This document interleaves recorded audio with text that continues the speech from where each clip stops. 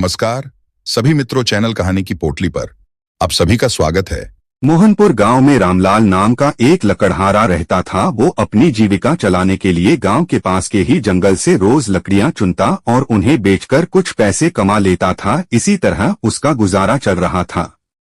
कुछ दिनों के बाद रामलाल की शादी हो गई। उसकी पत्नी बड़ी खर्चीली थी, इसलिए अब उतनी लकड़ियों को बेचकर घर चलाना मुश्किल हो गया था। ऊपर से रामलाल की पत्नी कभी नए कपड़े खरीदने के लिए तो कभी किसी दूसरी चीजों के लिए रामलाल से बार बार पैसे मांगती थी। अगर पैसे न मिले तो रूठ जाती। रामलाल अपनी पत्नी से बहुत प्यार करता था, इसलिए उसकी नाराजगी वो बर्दाश्त नहीं कर पाता था। रामलाल ने ठान लिया कि वो अब ज्यादा लकड़ियां इकट्ठा करके बेचेगा ताकि उसकी पत्नी को रोज रोज पैसों की कमी न हो। पत्नी की इच्छा पूरी करने के लिए आज रामलाल घने जंगल तक चला गया और बहुत सारी लकड़ियां चुनकर बाजार में बेच दी। ज्यादा लकड़ियों के ज्यादा पैसे मिले तो खुश होकर रामलाल ने सारे पैसे अपनी पत्नी को दे दिए। अब रोज रामलाल ऐसा ही करने लगा। देखते ही देखते उसके मन में लालच इतना बढ़ गया कि उसने धीरे धीरे पेड़ काटना भी शुरू कर दिया। पेड़ काटने से और ज्यादा लकड़ियां हो जाती थीं और उसे अधिक दाम मिलने लगे। लकड़हारा हर हफ्ते एक पेड़ काटता और लकड़ियां बेचकर मिलने वाले पैसों से अपनी पत्नी के शौक पूरे करता। अब पैसे ज्यादा आ रहे थे तो घर भी अच्छे से चल रहा था।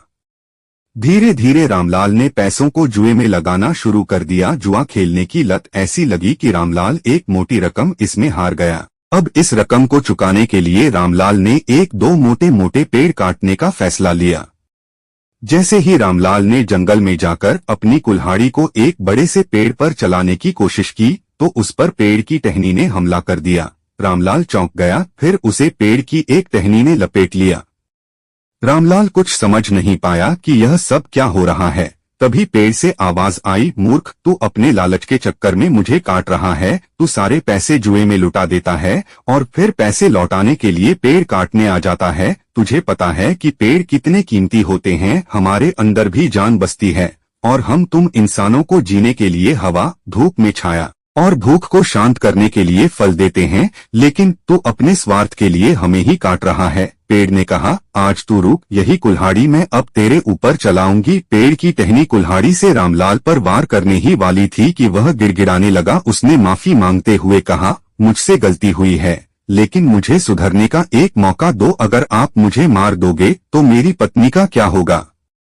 वो अकेली पड़ जाएगी। आज से मैं किसी पेड़ को नहीं काटूंगा, यह प्रण लेता हूँ।